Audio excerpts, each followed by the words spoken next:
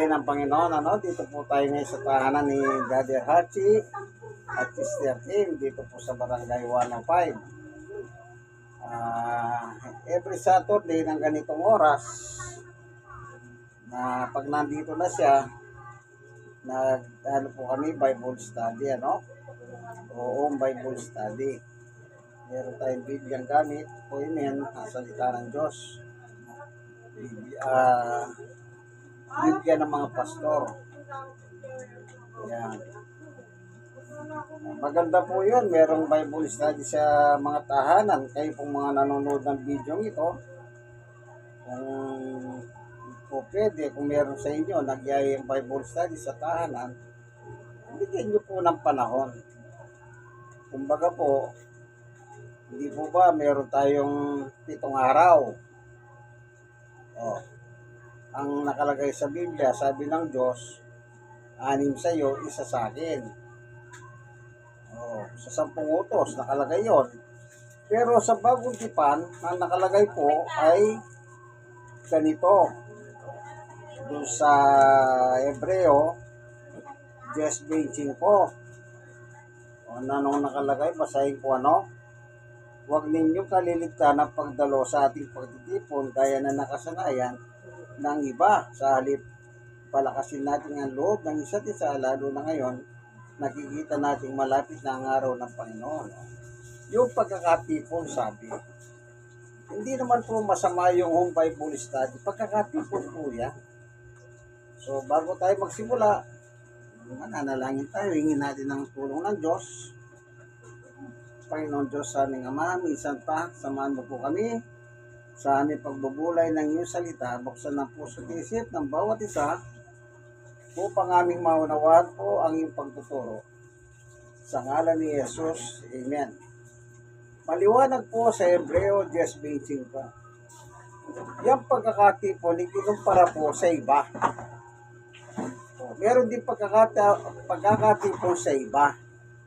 So, ang dito nakalagay, yung pagkakatipon para sa Diyos at isa yung pagkakatipon sa gaya ng iba.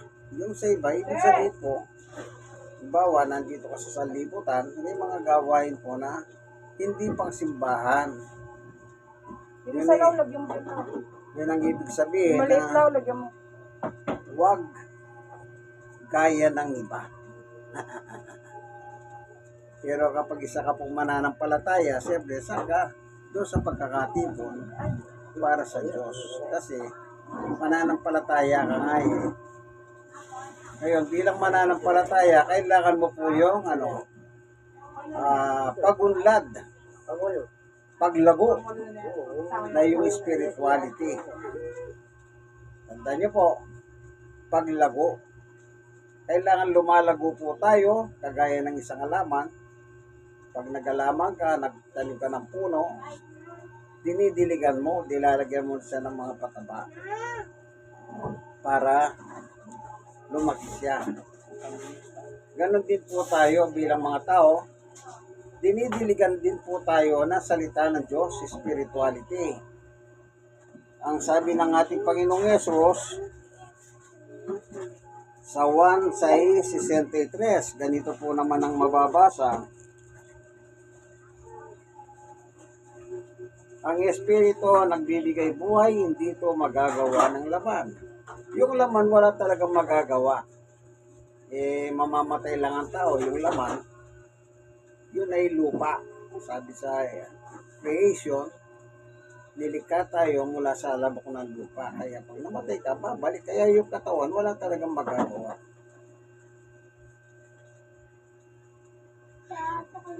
Ang salitang sinabi ko sa inyo ay Espiritu at ito nagbibigay buhay.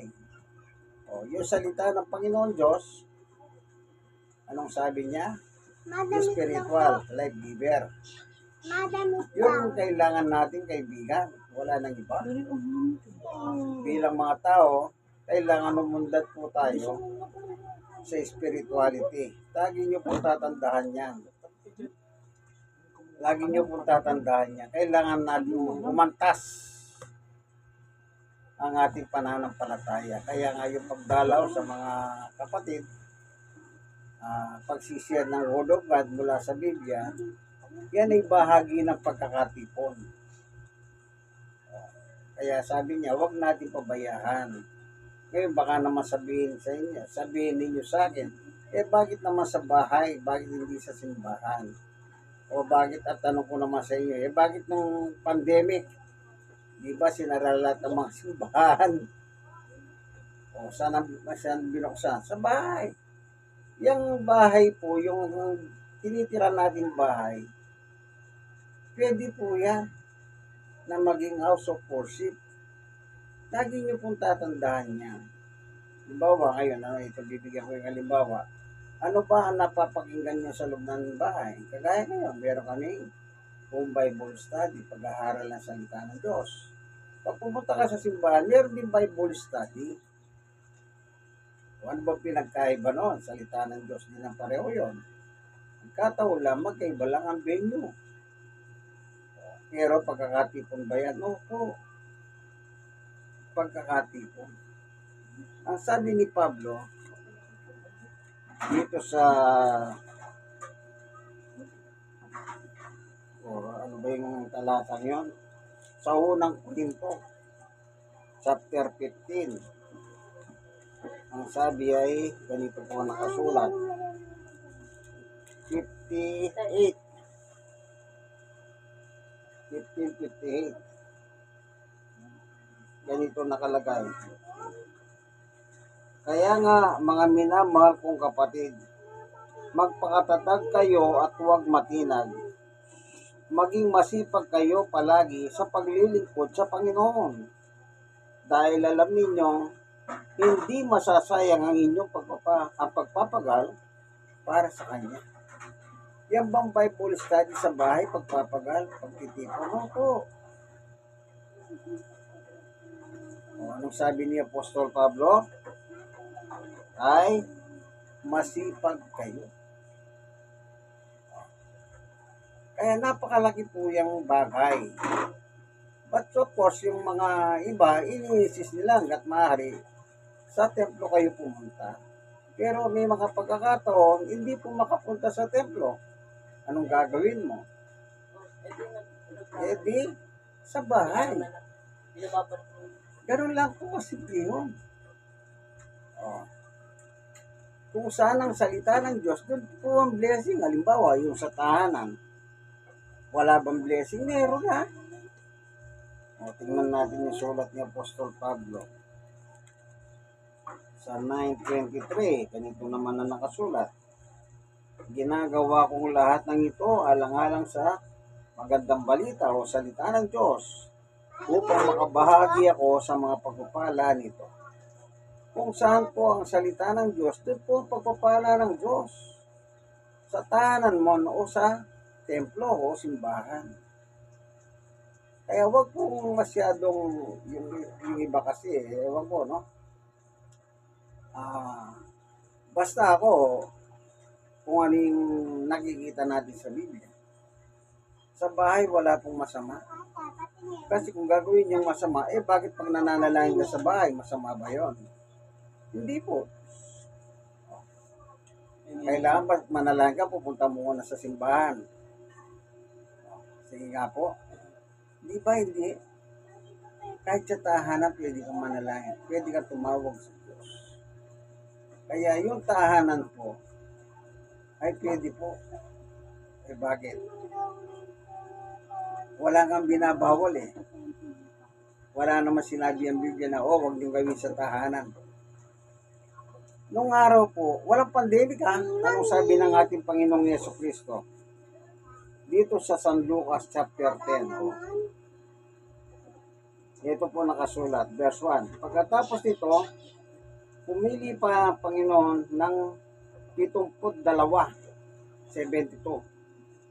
Sila'y isinugo niya ng dala-dalawa sa bawat bayan at puhok na pupuntahan niya. Bayan at puhok. Sinabi niya magpunta ba kayo sa mga simbahan? Kita nyo?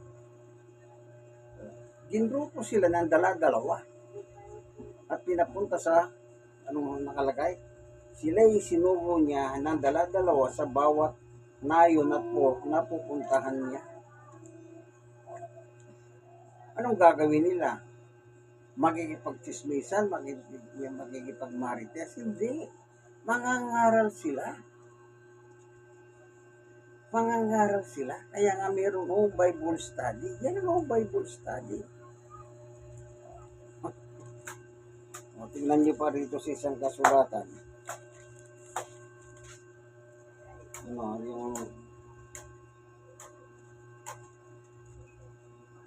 Ito, yung malaking handaan. Sa chapter 14 ng San Lucas pa rin, merong ganitong mababasa.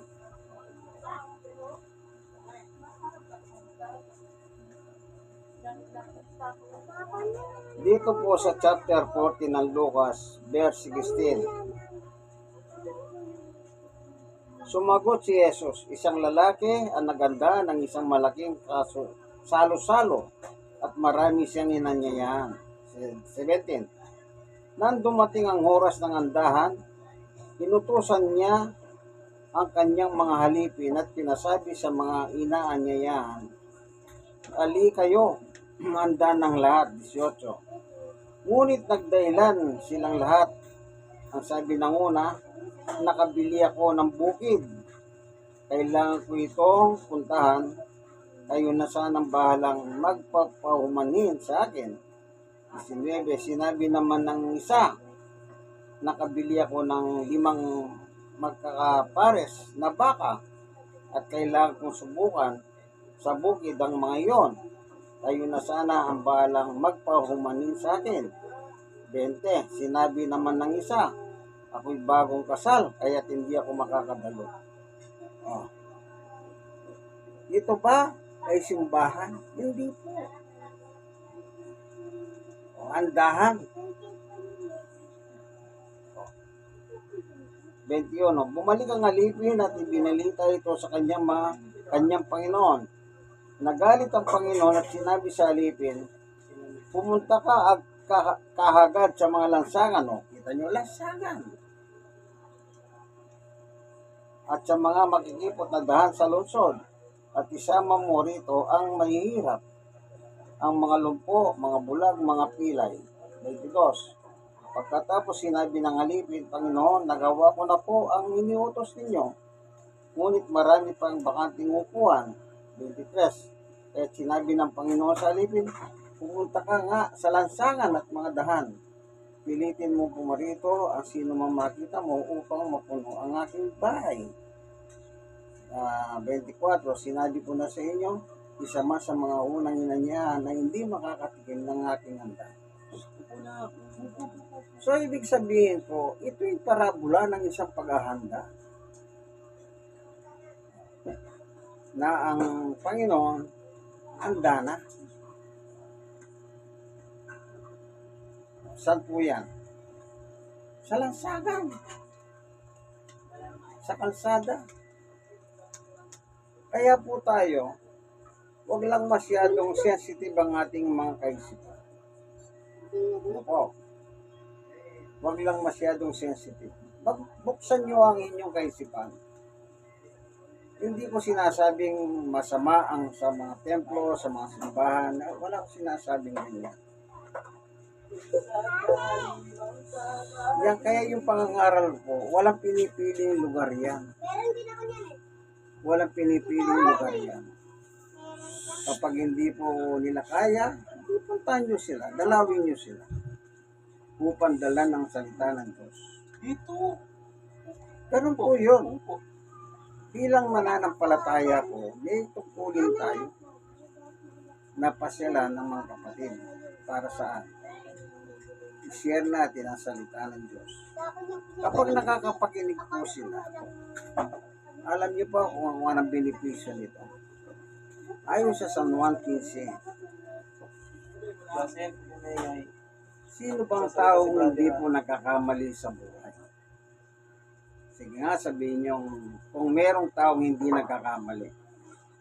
Lahat po tayo, mga mananampalataya at hindi mananampalataya, nagkakamali po tayo kasi nasa lupa pa po tayo. Anong sabi sa Biblia? 1:15:3, ang sabi ni Jesus, ang ating Panginoon, nalinis na kayo. Ano yung salitang nalinis? Pang nagdahal. Nalinis na kayo sa pamamagitan ng salitang sinabi ko sa inyo. Yung palang pinangangaralan po pala ng salita ng Diyos, nalinis sila. Nalinis, ibig sabihin, tayo pong mga tao hanggat nandito sa ibabaw ng lupa, talagang nagkakamali po tayo. Nagkakamali po tayo, nakakagawa tayo ng kamalian. At anong kailangan natin? Yung salita ng Diyos. Para para malinis. Kaya sinasabi ng Biblia, huwag niyong kaligtahan yung pagkakatipon. Kaya kung sakali yung pagtitipon, nasa loob ng tahanan. Amen. Yan bang pag nasa loob ng tahanan at dinadala ang salita ng Diyos, naglilinis o hindi? Naglilinis. Huwag niyo sabihin yung nasa tahanan, hindi nalilinis. Nalilinis po. Kasi po, nandun ang salita ng Diyos.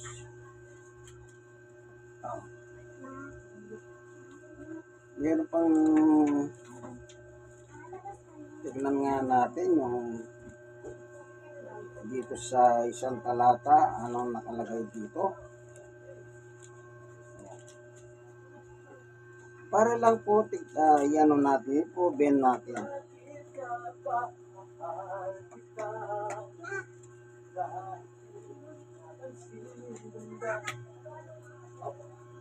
Ito sa 4:4 ng unang Timoteo, ano? Anong nakalagay? Ang lahat ng nilikha ng Diyos ay mabuti at walang dapat ipalagay na masama. Sa halip ay dapat tanggapin may pasasalamat. 5. Sapagkat ang mga ito'y nilinis sa salita ng Diyos at ng panalangin. No. Isipin nyo, yung pagkain na binigay ng Diyos sa inyo, maaaring ikalason ninyo yan. Maaaring makasama sa inyong kondisyon niya, sa inyong pangangatawan. Pero dahil yan, bago mo kinain, pinagdasal mo sa Diyos. Anong sabi ni Pablo? Nalinis. Ulitin nga natin, ano po? Ang lahat ng nilikha ng Diyos ay mabuti at walang dapat ipalagay na masama. Sa halip, ay dapat tanggapin may pasasalamat at sapagkat ang mga ito ay nilinis sa salita ng Diyos at ng panalangin. Nanalangin ka, Panginoon Diyos, pagpalain mo po ang pagkain na ito na aming pagsasalu-saluhan ngayon na binigay mo. Malinis ba yan? Malinis. Bakit? Yan ang sabi ni Pablo eh. Through prayer, nalilinis yan. Sipin niyo po, ultimo pagkain, nalilinis pala. Yung kasalanan natin, yung mga nagagawa natin kapalpakan araw-araw, nalilinis din po yun. Ang sabi ng Panginoong Yesus, nalinis na kayo. Kaya, huwag kayong magmalikot lang ng isip. Kung saan po ang pagsalita ng Diyos, nandun po ang daan ng pagpapala ng Diyos. Kaya nga sabi ni Pablo, nakikibahagi ako. May pagpapala ba o wala? Meron kasi nakikibahagi siya sa pagpapala ng mga taong pinapangaralan ni Pablo noong panahon niya. Halimbawa ngayon may pangangaral. Parang kay Pablo, meron bang pagpapala? Natural, meron. Bakit? Yung aral ni Pablo, nagagawa natin. Yung aral ng Panginoong Yesus, nagagawa natin. Ano sabi ni Yesus? Pangaralan. Nagtatanim ba tayo ng spiritual? Opo, si Pablo nagtatanim ng spiritual. Anong sabi ni Pablo? Hindi ko ninanais ang yaman ninyo. Ang gusto ko, yung presensya ninyo, sabi niya. Kasi po ang salita ng Diyos para sa mga tao mananampalataya at hindi mananampalataya. Kasi yan ay paraan ng Diyos para ang isang tao, halimbawa, sabihin nyo ganito, magkahalo yung mga tao sa loob ng bahay. Mananampalataya at hindi mananampalataya. Nung nakapakinig sila ng salita ng Diyos, yun ay parahan ng Diyos para yung mga hindi mananampalataya, sasampalataya sila, kaibigan. Kaya kung wala kang pangangaral sa loob ng tahanan, paano sila? Paano sila? Hindi po ba? Kaya hindi po, kasi may mga tao na sabi nila, sinasalahula nyo salita ng Diyos. Dapat sa simbahan lang na, sa simbahan lamang yan ipinangangaral. Hindi maghanap po kayo ng talata, sa simbahan lang ipinangangaral. Eh paano na may mga inutusan ng Panginoong Yesus na 72? Mga bahay yun. Yung nasa mga lansangan. Kaya ang pangangaral po ng Ebanghelyo o salita ng Diyos, open po yan sa lahat ng mga tao. Nasa simbahan ka man, o wala ka sa simbahan. Ang sabi nga ng isang mangangaral, o di ko lang dala yung Biblia ko, sabi na, the word of God is proclaimed to all.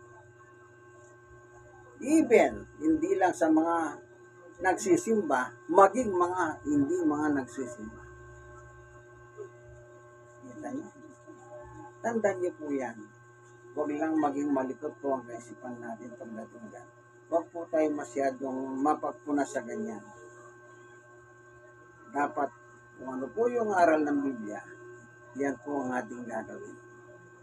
Salamat, Panginoon Diyos, sa iyong patutuo sa amin na ang iyong salita ay wala pong pinipiling venue upang ipahayag ito sa harap ng mga tao. Gagaya ni Pablo, sabi niya, napapanahon man at hindi napapanahon, dahilan may pahayag ang salita ng Diyos. Salamat po, Panginoon Diyos, sa ngalan ng aming Panginoong Yesus. Amen. Ito po inyong kaibigan Jesus, Brother Manny Bautista. Dito po tayo sa tahanan ni Sister Tim at Brother Hachi and his family sa Barangay 105, Sonny, District 1, Tondo, Manila. God bless us all.